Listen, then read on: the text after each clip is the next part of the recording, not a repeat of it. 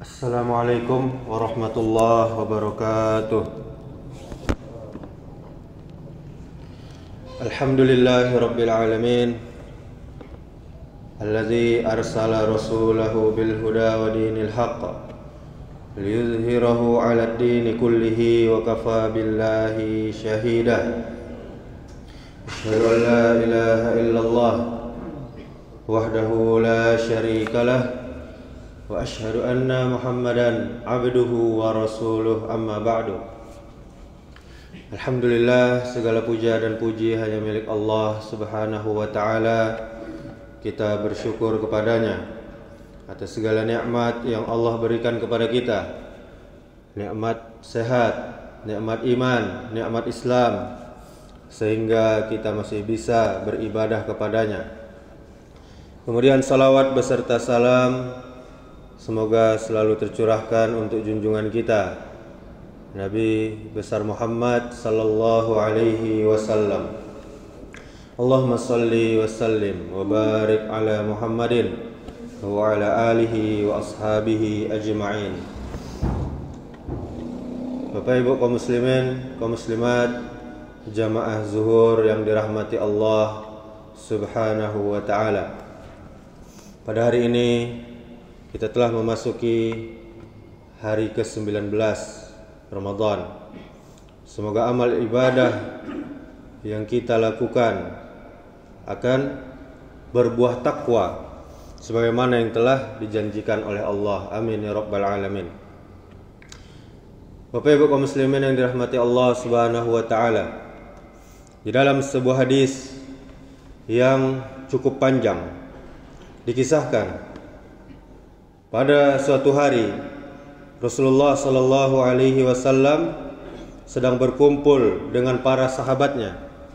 Di tengah perbincangan dengan para sahabat, tiba-tiba Rasulullah sallallahu alaihi wasallam tertawa ringan sampai-sampai terlihatlah gigi beliau yang putih.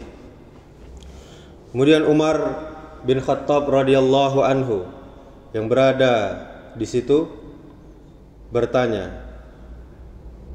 "Demi engkau, ayah dan ibuku, sebagai tebusannya, apa yang membuatmu tertawa, wahai Rasulullah?" Kemudian Rasulullah sallallahu alaihi wasallam menjawab, "Aku diberitahu bahwa pada hari kiamat nanti ada dua orang yang duduk bersimpuh sambil menundukkan kepala di hadapan Allah Subhanahu wa ta'ala. Salah satunya mengadu kepada Allah sambil berkata, 'Ya Rabb, ambilkan kebaikan orang ini untukku, karena dulu dia pernah berbuat zalim kepadaku.' Kemudian Allah Subhanahu wa ta'ala berfirman, 'Bagaimana mungkin saudaramu ini bisa melakukan itu? Karena tidak ada kebaikan di dalam dirinya.'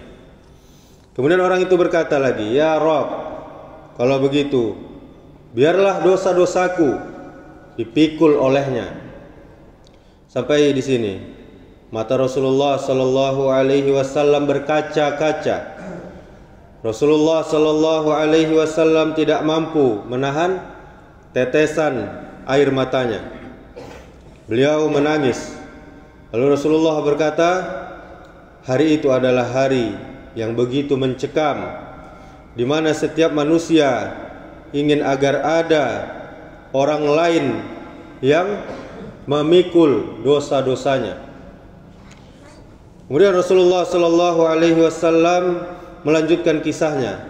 Lalu Allah berfirman kepada orang yang mengadu tadi, "Angkat kepalamu." Orang itu mengangkat kepalanya. Lalu dia berkata, "Ya Rabb, aku melihat di depanku ada istana-istana yang sangat mewah, istana-istana yang sangat megah, yang terbuat dari emas, dan di dalamnya terdapat singgasana yang terbuat dari emas dan perak pula, bertahtakan berlian, intan dan permata. Istana-istana itu untuk nabi yang mana, ya Allah ya Rabb? Untuk orang jujur yang mana, ya Allah? Untuk syuhada yang mana, ya Rabb? Allah berfirman, istana-istana itu diberikan kepada orang yang mampu membayar harganya. Kemudian orang itu berkata, siapakah yang akan mampu membayar harganya ya Rabb? Allah berfirman, engkau juga mampu membayar harganya. Lalu orang itu terheran-heran sambil berkata, dengan cara apa aku bisa membayarnya ya Rabb? Kemudian Allah Subhanahu wa taala berfirman, caranya engkau maafkan saudaramu yang ada di sebelahmu, yang kau adukan kezolimannya kepadaku. Orang itu berkata, ya Rabb, kini aku memaafkannya. Allah berfirman, kalau begitu pegang tangan saudaramu itu dan ajak dia masuk surga bersamamu. Setelah menceritakan kisah itu, Rasulullah sallallahu alaihi wasallam bersabda, bertakwalah kalian kepada Allah dan hendaknya kalian saling berdamai. Sesungguhnya Allah Subhanahu wa taala mendamaikan persoalan yang terjadi di antara kaum muslimin. Kisah ini ada di dalam hadis yang diriwayatkan oleh Al-Imam Al-Hakim dengan sanad yang sahih. Bapak Ibu jamaah yang dirahmati Allah Subhanahu wa taala, apa yang kita dapatkan dari memaafkan? Apa keutamaannya? Apa fadilahnya? Allah Subhanahu wa taala berfirman di dalam Al-Qur'an, "Wa jazaa'u sayyi'atin sayyi'atum misluha, faman afa wa aslaha fa ajruhu 'ala Allah, innahu la yuhibbuz zalimin." Yang artinya, balasan suatu keburukan adalah keburukan yang setimpal. Akan tetapi, siapa yang memaafkan dan berbuat baik kepada orang yang berbuat jahat, maka pahalanya dari Allah Subhanahu wa taala. Tidak ada yang tahu dah. Tentunya balasan dari Allah sangat-sangatlah besar. Sesungguhnya Allah tidak menyukai orang-orang yang berbuat zalim. Quran surah Asy-Syura ayat 40. Bapak Ibu jamaah yang dirahmati Allah Subhanahu wa taala, sungguh orang yang mampu bersabar atas hinaan, atas cacian dan cemoohan orang lain, dan malah dia memaafkan kesalahan orang tersebut, maka Allah berjanji kepadanya akan memberikan pahala atas kesabarannya. Kemudian di dalam hadis yang lain, Nabi kita sallallahu alaihi wasallam mengatakan, lebih baik sabar dan menahan amarah saat dihina, sebab menahan amarah adalah tanda kuatnya seorang hamba. Rasul bersabda, laisa syadidu bisur'ati, innama syadidul ladzi yamliku nafsahu indal ghadab. Orang yang kuat bukan orang yang banyak mengalahkan orang lain dengan powernya, dengan kekuatannya. Orang yang kuat hanyalah orang yang mampu menahan dirinya di saat marah.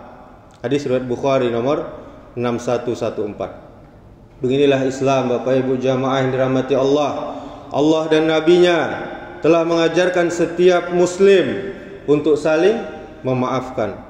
Memaafkan kesalahan orang lain memang bukan hal yang gampang, memang bukan hal yang mudah. Tapi bersabar atas semua cibiran, atas semua keangkuhan orang lain atas diri kita adalah jauh lebih baik daripada kita harus membalasnya, mengotori tangan kita dengan membalasnya. Karena itu, minta maaf, memberi maaf, dan saling memaafkan adalah salah satu amalan hati yang bernilai tinggi di hadapan Allah Subhanahu wa taala. Semoga Allah Subhanahu wa taala senantiasa membimbing langkah kita menuju jalannya yang lurus, saling memaafkan dan tak segan meminta maaf. Sejatinya menjadi akhlak sehari-hari dalam kehidupan kita kaum muslimin. Demikianlah apa-apa yang dapat kita sampaikan ini, semoga bisa kita fahami bersama dan bisa menjadi motivasi ke depan agar kita bisa lebih berhati-hati dan lebih giat lagi dalam mendekatkan diri kepada Allah Subhanahu wa taala. Subhanakallahumma wa bihamdika asyhadu an la ilaha illa anta astaghfiruka wa atubu ilaik. Assalamualaikum warahmatullahi wabarakatuh.